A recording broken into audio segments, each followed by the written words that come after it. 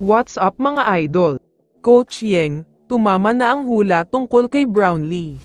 Pero bago mo sana ipagpatuloy ang panonood mo, ay huwag mong kalimutan na mag-subscribe bilang suporta sa aking YouTube channel. Maraming salamat idol.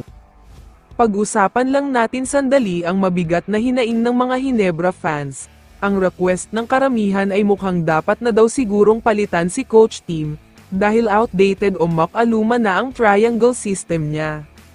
Kung hindi man aalisin si Coach Tim, sana daw ay mag-adapt siya ng bagong sistema, dahil tila nakahanap at nakakita na daw ng solusyon ang lahat ng mga teams sa sistema niya. Oras na daw para mag-try naman ng bago.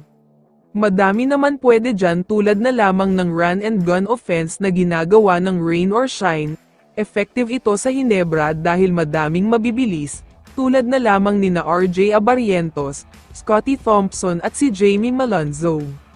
Pwede rin subukan dyan ang dribble drive offense ng TNT na sobrang ganda talaga. Kailangan lang dito ng magaling sumalaksak sabay kick out sa mga shooter sa labas. Kaya sana daw ay palitan na ang ginagawa sa Hinebra. Samantala, lumipat na tayo sa balita tungkol sa Barangay Hinebra. Wala pa rin update hanggang ngayon, tungkol sa kung ano na nga ba ang mangyayari kay Justin Brownlee, after niyang mag-positive sa ipinagbabawal na gamot. Kaya naman lahat ng mga Hinebra fans ay nagdadasal talaga, at umaasa na sana ay maikli lang ang araw o buwan na suspension ni JB. Hindi na sana umabot pa ng taon lalo pat second offense na niya ito, kaya sana ay pagbigyan daw siya.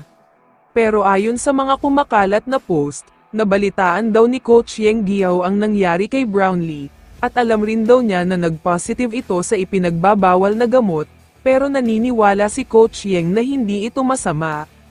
Ang hula nga ni Coach Yeng ay gumamit lang si Brownlee dahil kailangan niya ng pain reliever noong finals. Masyado kasing malala ang dislocated injury niya, kaya mukhang hindi talaga kakayanin ng simpleng pain reliever lang.